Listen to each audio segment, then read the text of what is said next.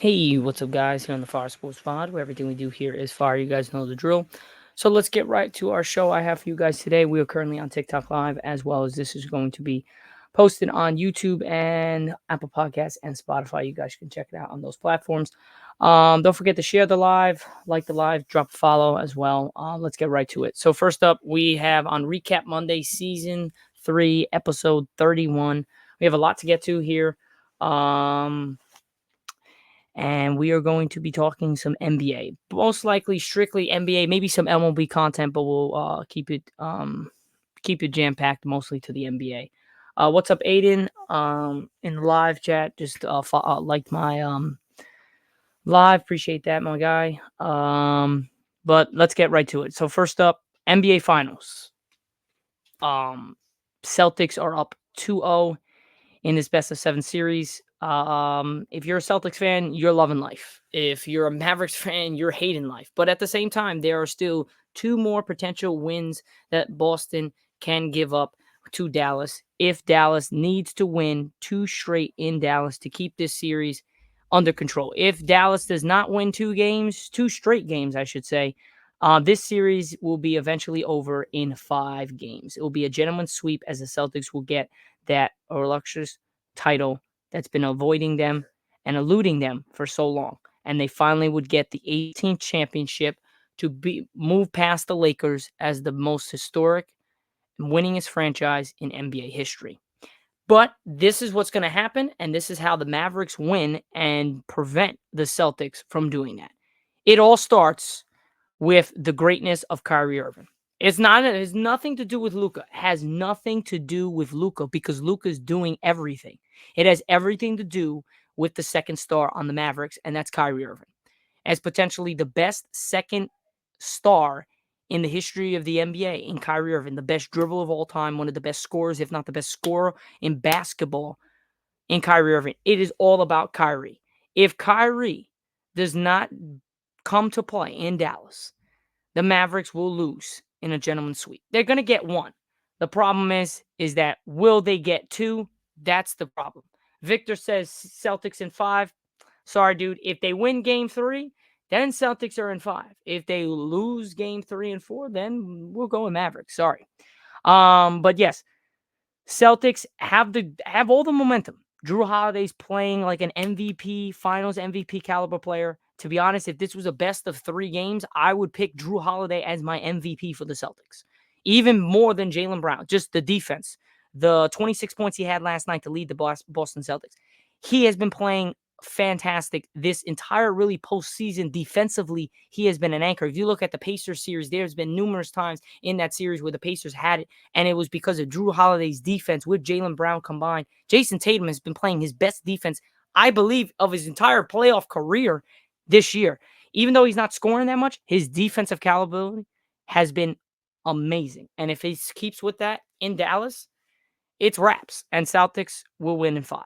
But I have faith in the Dallas Mavericks and in Jason Kidd and in Kyrie and Luka that they are going to keep this series alive and well. And I think this is going to go back to Boston, a 2-2 series tie. If it does not, Celtics will win in 5 and win game 5 in Boston to close out and win the NBA championship in their house at the TD Garden.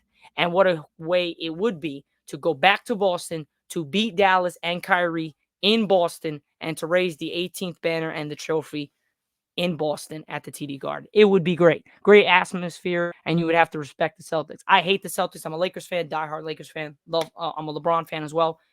I hate the Celtics. I've always have. I love Jason Tatum. I like Drew Holiday. I like Jaylen Brown, but I hate the Celtics as a core. They're fans, franchise, I hate it all. But I respect the shit out of them. That's the difference. I respect the crap out of them. If you don't respect the Celtics, you don't know basketball. And I'm sorry. If that hurts people to say, well, then you just aren't a true fan of the game. You have to respect the Celtics and what they've done over the decades or so that they've been a franchise. They have been, if not, other than the Lakers, the most historic franchise in the NBA. And one of the most historic, the Lakers and the Celtics have been one of the most historic franchises in all of sports in combined. That's how great both these teams are with the Lakers and the Celtics. But back to the Mavericks. Like I said, The Mavericks are the only team that is capable of coming back from a 2-0 series lead, not just because of Luka, not because of the Jason Kidd, not because of the fans, not because of all the role players. It's because of Kyrie. Because Kyrie was down 2-0 before. He has been down in these type of series. He's been down in the finals. If you go back to 2016, ladies and gentlemen, the two people that are in my live right now, if you go back to 2016, when the Cavs were down, when they went down 2-0. So they lost two straight. I believe they lost two straight in Golden State. They won the first game in Cleveland. They lost the second game going down 3-1 heading back to Oracle in game 5. They win it. That was the historic win of 40 plus points. Then they go back game 6 Cleveland, another 40, and then game 7 happens, and we all know what happened in game 7. Kyrie Irving shot, LeBron's block, everything. Cleveland hosts the trophy for the first time in their history in the NBA. That's what happened. He even said it on his press conference last night. He has faith because he played like shit in that 2016, the first two games in Golden State. He was horrible. He was really bad, Kyrie, in the first two games back in 2016 in Golden State. He wasn't like, he might have got 20, he might have got 25, but it was a hard 25. It wasn't a 41, and he was just breaking down people. It wasn't easy. If you look at the games that Cleveland won, Kyrie played like the GOAT, played like Uncle Drew, played like the best dribbler and the best scorer in the NBA. That's how he's got to tap back into that. Now, even in OKC, even the series before, his first half was horrible. Usually his second half is he's one of the best second half players in this whole season, including the playoffs. He has been fantastic in the second half, but he's got to play damn near perfect the whole game. If you don't play perfect the whole game, ladies and gentlemen, they're not winning shit. They're not winning nothing. Now, it's yet to be seen. If we go back to game 1, I was on TikTok live with my co-host Matt. We were here. We were watching the game. I got banned. That's why we weren't on live yesterday. I just got unbanned last night after the game. So couldn't go on live. Sorry about that, guys. Couldn't go even live on Saturday for the Panthers Oilers first game 1. Most likely we'll go live tonight for that, as well as I'm streaming on Twitch and on Kick at the Fire Gaming Slayer. But that sucks, man. I lost my live because I got banned for gambling violations. The guidelines said I was violating it, and I couldn't do that. But it was a commercial, which was absolutely damn near bullshit on why I got banned. But more from that, we're 8 minutes into the podcast. If you guys don't understand how big of a game 3 this is coming up on Wednesday for the Mavericks, if the Mavericks lose this game, the series is over. It might be over with a sweep because they must then win game 4 in Dallas to prolong it. But will Kyrie Irving be able, let's say they get down 3-1. Can we revisit 2016 again? Will Kyrie be that Kyrie? And will they get to that promised land and come back from 3-1 to beat the Celtics? I said on my show on Friday, episode 30 on season 3. I know I said 29. It meant to be 30. It's the Celtics' time now. In the next 2 years, this year and next year, if they don't win a championship, their run or their time to win one is going to be over. Every team in the West is getting better. Most of the teams in the East are getting better. They just had injuries. Bucks, injured. Pacers, injured. Knicks, injured. Heat, injured. I mean, you still have the Hawks. Even the Hawks, they weren't playing that well, but injuries. The Bulls, injuries. I mean, you can't say that this is not a recurring factor. Boston had the easiest ride to the finals, and all the teams in the East were injured, except for the Magic. Cleveland was injured. The Magic were the only team that didn't have injuries to their main big stars. Every other team that made it into the playoffs did. If you look at to the West, Timberwolves, great. OKC, up and coming. They were the number 1 seed this year. Lakers, they still there. Every year, the Lakers will be there if they have LeBron James and Anthony Davis. Then you move from them. You have the Nuggets still, the defending champs, no longer going to be the defending champs, but they were just the champions last year. You have still Golden State with that trio. Never count out Golden State. You have Sacramento coming, bro. You have Ja Morant, the Grizzlies. Ja wasn't healthy at all. Missed the first 25 games, came back for 15, got hurt for the rest of the year. They're there. Clippers. They never are healthy, but they're there too. There's so much talent in the West and in the East. You're just lucky, Boston, that they were injured in the East, because I'm telling you, if the Heat were healthy, you guys wouldn't have gentlemen sweep them. If the Cavs were healthy, you wouldn't have gentlemen sweep them, or 1-6, whatever you wanted. If the Pacers were healthy with Halliburton, you probably don't win that series. If the Knicks are healthy, the Knicks don't lose against the Pacers, and the Knicks don't lose against Boston, and you probably got a shot of going home in the Eastern Conference Finals. The 76ers, Joel Embiid wasn't the same, injured. Just imagine. Like, bro, you have so many teams that are just injured in the East that you literally cakewalked to the finals. The Bucks had two of the best players, arguably the two best players in the East and in the NBA, in Damian Lillard still and Giannis, and they both were hurt, and the Pacers killed them. You're not beating that. I don't think the Bucks fully healthy could. I don't think Celtics are going to have a problem. They might beat every team. They might have beaten every team to get there, but at least it would have been a grind, and they probably wouldn't be up 2-0. They are rested, dude.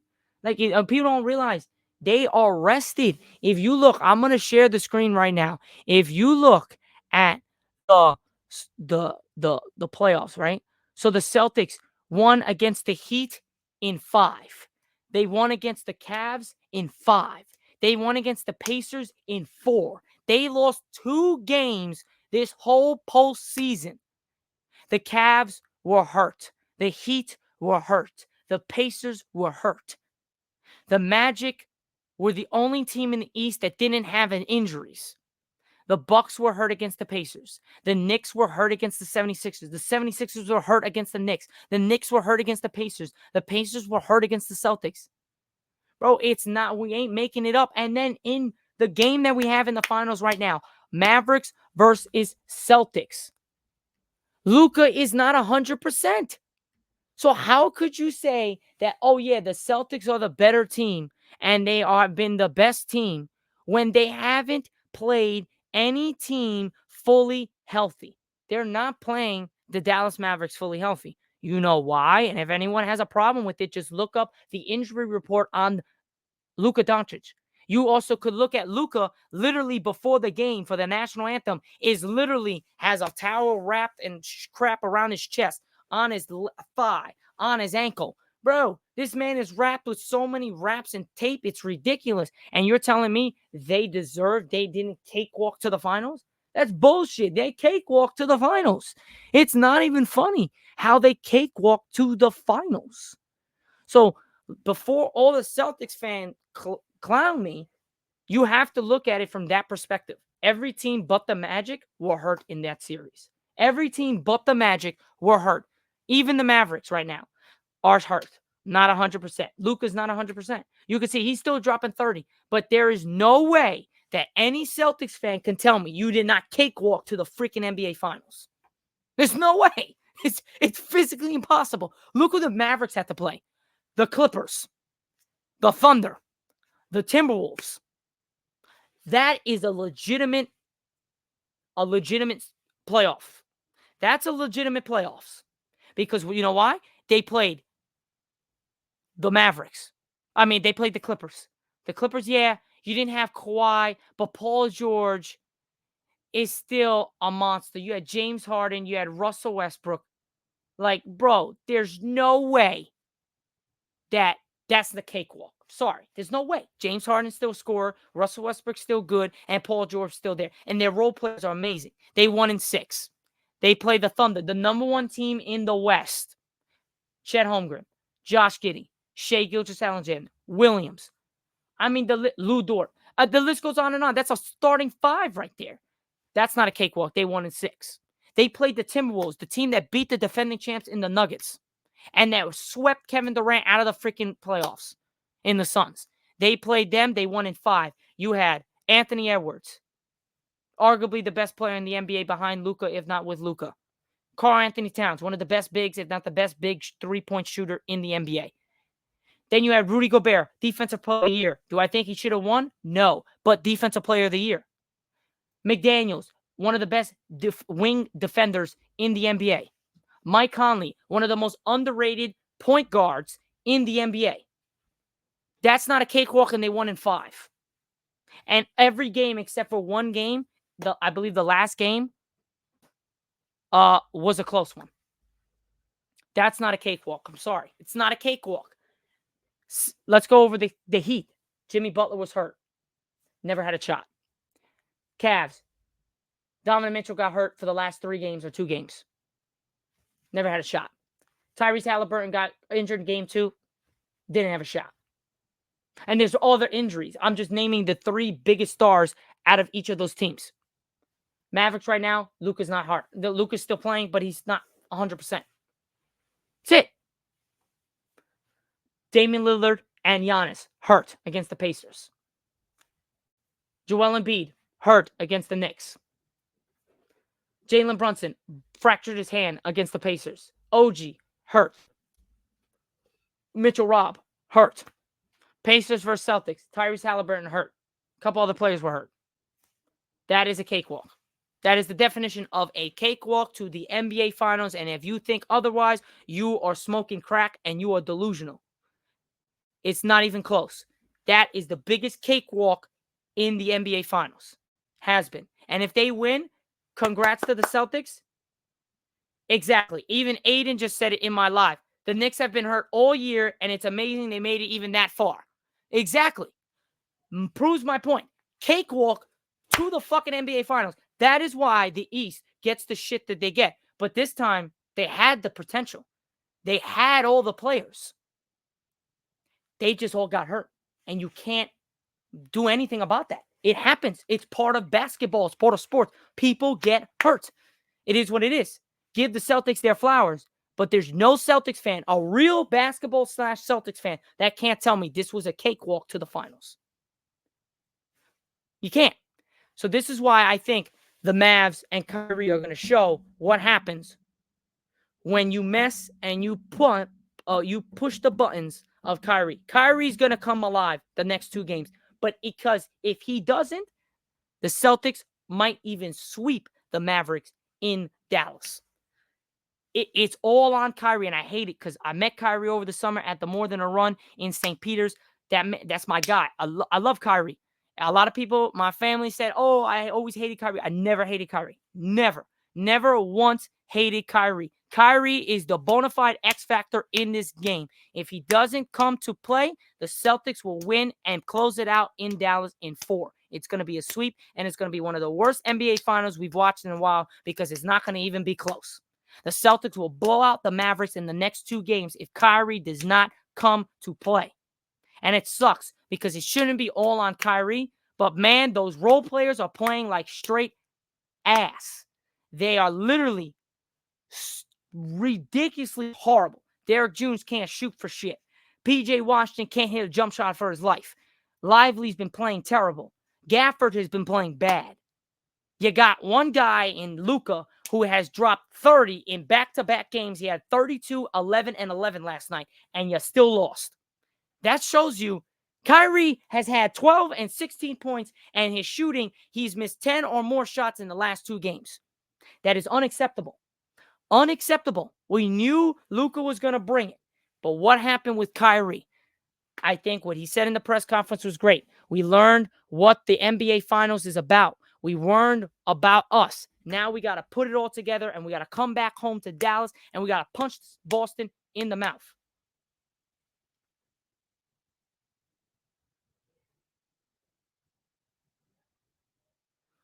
So we gotta punch them in the mouth. If Dallas does not knock them in the mouth, there's no way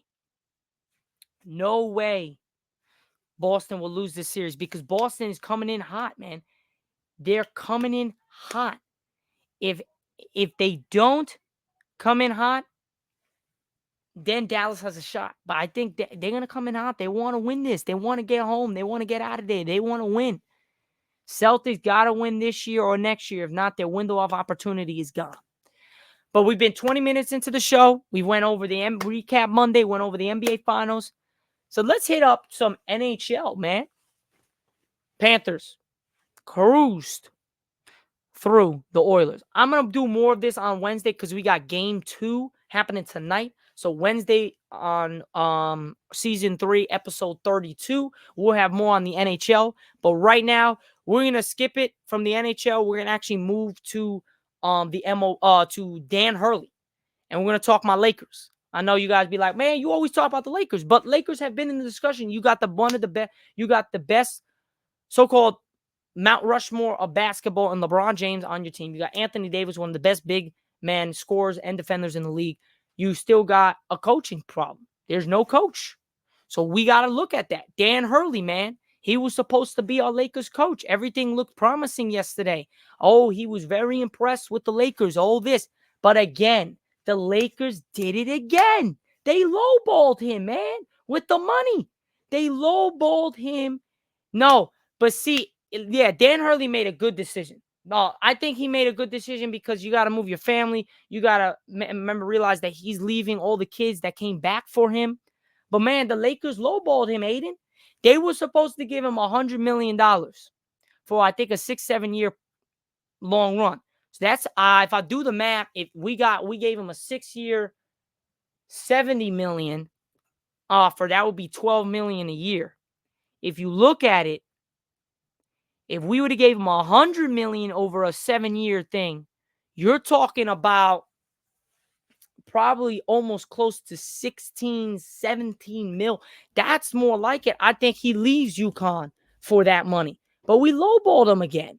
And this is the problem that the Lakers have. They always do this shit. And this is why sometimes it's like, all right, well, are we really going to lowball this chance of an opportunity of a coach that could take us from where we are right now to like over there, not just with LeBron, but in the future?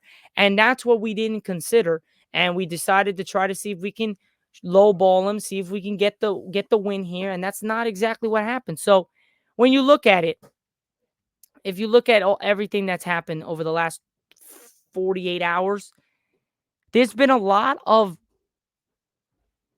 speculation on, well, can the Lakers pull this off? They had it, but they slipped it. Now, when the Detroit Pistons badly wanted Monte Williams as their head coach last offseason, they moved heaven on earth to make it happen. The deal that finally secured the former NBA Finals has reset the coaching market. 6 years, $78.5 million. In the year or so since then, virtually every top coach in the NBA has cashed in. Eric Spoelstra got the most expensive coaching contract in NBA history at a reported $120 million over 8 years. Steve Kerr didn't quite reach that length, but his average salary is $17.5 million on a 2-year extension with the Warriors. Pays him more than annually. Greg Popovich and Ty Lue have re-upped in the range. Tom Thibodeau likely will have some point this offseason. This is what a not top NBA head coach costs now. Let's compare the financial resources available to the Pistons and the Los Angeles Lakers. Now, Forbes estimates that the Lakers as a franchise are worth more than twice as much as $6.4 billion versus $3.8 billion. Only the Warriors earned more estimated revenue than $516 million that Forbes projected for the Lakers last year. The Pistons came in much more modest, $274 million. Economically speaking, these are two teams that should be punching in different weight classes. Absolutely. The Lakers should be in a whole different stratosphere than the Pistons, but they're not. They're actually closer. So when the time came for the Lakers to go all in on Dan Hurley, their coach of choice, how much did they offer? According to ESPN's Adrian Wojnarowski, it was $70 million over 6 years. That's not going to cut it. Williams is obviously a more proven NBA commodity than Hurley, but in the past, the Lakers haven't shied away from offering top dollar for college coaches. They famously tried to lure Mike Krzyzewski in 2004 with a 5-year, $40 million offer. I covered that in my TikToks last week. They were willing to pay top dollar for UNLV's Jerry Tarkanian in 1979 as well.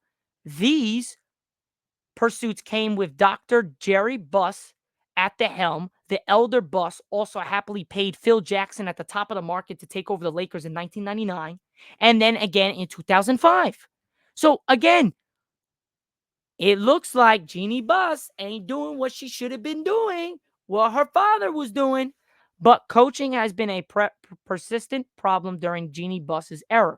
And that isn't just because of the revolving door the Lakers have installed in the head coaching office. The Lakers are now looking for their seventh full-time coach since Jackson retired in 2011. That ain't gonna freaking cut it, ladies and gentlemen, for anybody. Any team, it ain't gonna cut it. But getting hires wrong is one thing. Lowballing the right candidates is quite another, on a whole different stratosphere. And lately, the Lakers have developed a disturbing habit of making their preferred coaches underwhelming offers over the past 7 years. The Lakers pursued Lue in 2019 offseason and replaced Luke Walton. What the hell? What the hell? We're pursuing Ty Lue, but then we go with Luke Walton. He sucks. The fit was obvious. Lue had won a championship with LeBron. Hello. He was a former Lakers champion himself. Hello. He was still very young by coaching standards at just only 42 years old. He should have been set up as the coach of the Lakers for potentially a decade or more. And if that was the case, then we probably wouldn't be worrying about what's happening right now. We're trying to get a coach because Ty Lue probably would have had LeBron with 2-3 more titles if he stayed with and he would have went with the Lakers when LeBron got there after Luke Walton. But obviously, we didn't go with that. We went with a guy that has got no goddamn experience other than being an assistant coach, I believe, for the Warriors. That ain't going to cut it. Sorry. Now, instead, the Lakers failed to secure their man. Lue addressed those talks in an interview with ESPN's Amuni years later. The Lakers saw it more so as like, I'm just coming to coach LeBron, he said. No, I'm coming to win. I just didn't think I was treated fairly, and I wasn't just going to accept any offer just to get a job. The reported offer at the time was a pitiful just $18 million over 3 years. Really? $18 million over 3 years for Ty Lue? Are you freaking kidding me? That's disturbing. That is disturbing. Now, that offer would have allied Lue's contract with James, supporting his theory that the Lakers didn't treat him as a long-term coach. His previous deal with the Cavaliers paid him $35 million over 5 years. Such a commitment is the standard for championship winners. And that is why the Lakers don't win shit. And the last time we won was in the bubble in 2020 because we actually had a team. We actually had a coach that actually can coach us. Now we don't have. We have a bunch of scrubs running around. And yet, when the Lakers literally had their own championship winner, they didn't do much better. Frank Vogel accepted the job that Lue turned down, and he did it under 3-year terms that offended Lue. He proceeded to win a championship in his first season. The Lakers didn't extend him until 10 months later. They only gave him 1 extra year, according to the reporting from The Athletic at the time. This despite Vogel following up his championship effort and promise by leading the Lakers to a number 1 defensive ranking despite both James and Anthony Davis missing significant time due to injury. Had Davis not get hurt in the first round of the 2021 postseason, the Lakers easily could have made another deep run and won a championship in 2021. But Glass Davis wanted to get hurt and not wanted. He got hurt, and we couldn't do shit after that. Now, the Lakers have after that, so what happened to Vogel? Well, the Lakers panicked after one disappointing playoff run where Anthony Davis got hurt. Rob Pelinka decided to make a trade for Russell Westbrook. I have no problems with Russell Westbrook, but at that time, that was not the right fit for the Lakers. He's not Brick Westbrook, He's Russell Westbrook. He's one of the best point guards in the NBA we've ever seen. He's Mr. Triple-Double. Don't disrespect this guy's name. Put some respect on this motherfucker's name. Excuse me, TikTok. Don't ban me. But put respect on him. This man's goated.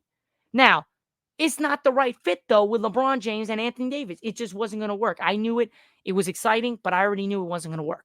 Now, James pushed for it.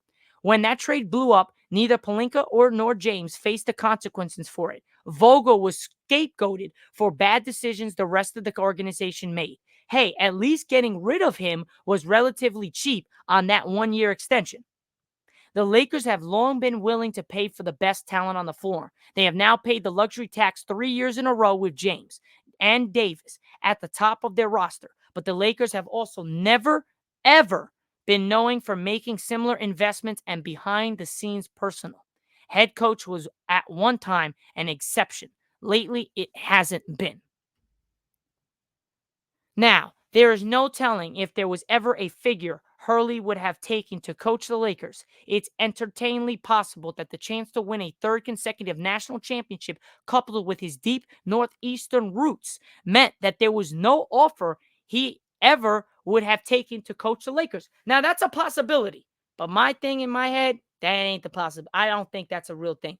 I think, yeah, he loved to coach UConn and get a third national championship because it would be historic. 3 straight. But I think the Lakers lowballing him and not giving him that $100 million really was like, all right, yeah, they're good. It would be great opportunity, but I'd rather go for a third national championship, get a bag from college. Let's just be honest. I think that's what played it. That's exactly what played it. Now, but these are Los Angeles Lakers we're talking about here. They're NBA's market franchise, 17-time champion with all of the resources that come with such as history and Hollywood glamour that helped create it. There is no world in which their version of all-in offer for a head coach should be smaller than Detroit's. That is what shows why Hurley was probably right to pass on this job. The Lakers either don't understand or are willingly ignoring the league's current coaching marketplace. If they weren't willing to pay Hurley market rate, would they have shelled out for a top assistant? Would they have paid for the infrastructure it would have taken for him to implement his entire program? It's hard to say. Their recent history suggests the answer is no. Hell no. The Lakers have always been willing to pay for stars in the past. It just seems as they're through their standard as a star coach has become impossibly narrow. If they weren't even willing to pay a Pistons price for Hurley, it's hard to imagine that they're ever going to be willing to make the sort of off-court investments it will take to build the sort of suitable winning culture they hoped Hurley could bring when they had Phil Jackson at the helm as the head coach of the Los Angeles Lakers. And that is why the Lakers will always stay as what if. What if we would have got Ty Lue? What if we would have got Dan Hurley? Those questions can't be answered because they're what ifs. Now, what if Ty Lue comes? We give him the money he deserves for multiple years. We win multiple championships. It's a dynasty right here. A dynasty with LeBron James, Ty Lue, Anthony Davis, Lakers organization. We looking at 17 to 21 championships in a 4 or 5 year span with Ty Lue at the helm. Because that's how good that roster was in 2020. If we would have kept that roster, I'm telling you, if you are not a biased fan and you actually know basketball, I'm not being biased, but if you look at the roster that the Lakers had in 2021, if Anthony Davis, the way he was playing, doesn't get hurt, or LeBron James doesn't tweak that ankle when someone fell on it, we're looking at maybe a deep run, if not another finals win. And then LeBron's got 5 instead of 4.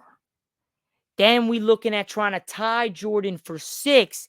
Then we looking at 2 with Lakers, 2 with Miami, 1 with Cleveland, potentially a third with LA. Then we looking like, oh shit. Now, will LeBron be there? All the crap that he's done, the scoring record, everything. Just imagine. Just imagine. Now, just imagine what the future would look like for the Lakers if we hired Dan Hurley, Bronny James coming in, got a coach. You look at UConn, their player development is off the chains. If you bring in Dan Hurley to help out Bronny, or let's say we get Jared McCain, 17 overall, 55th, Bronny James, you look at those 2 stars, megastars, social media, everything both of them do. The money that you would be making just for the Lakers, as well as helping them succeed and take the torch away from LeBron and Anthony Davis when they retire to be the best and the face of the Lakers organization, is absurd with Dan Hurley. If that's the case, then you know what? then we looking at the Lakers being the best team and the best organization in the NBA. But we can't say that now because it's a what if. And it's always going to be a what if. So I'll leave it at that. The last thing I'm going to say, Juan Soto is back in the lineup tonight against the Kansas City Royals. And we back in business. The New York Yankees came off a great win last night against the Dodgers.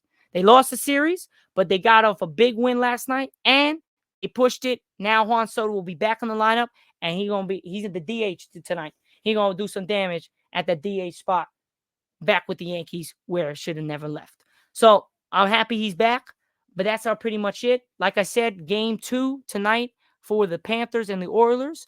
The Stanley Cup Finals is tonight. Check it out. It's coming on very soon. Going to check that out as well. Might go live later to talk some recap of that and what's happening, some more thoughts. But definitely check me out later today. I'm going to probably try to go on live pretty much every day while I'm streaming video games. So you can talk some sports with you guys. Let me know what you guys are doing and how you guys are playing. So I'll catch you guys there. Have a great rest of your day. I was born in the 2000 I was born in 2000. LeBron forever is my GOAT. I love that. I love that. My man LeBron is awesome. You really can't say anything about LeBron that's bad. This man's a great husband, great businessman, great athlete, great father. You can't really say anything wrong about the dude. He will be a GOAT. He's one of the GOATs. To me, if you look basketball-wise, championship, if you look overall, LeBron. If you look championship, Jordan.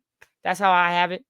But if he gets a 5th with everything that he's accomplished, then I might put him over Jordan. But until then, let's hope that he gets one before he retires.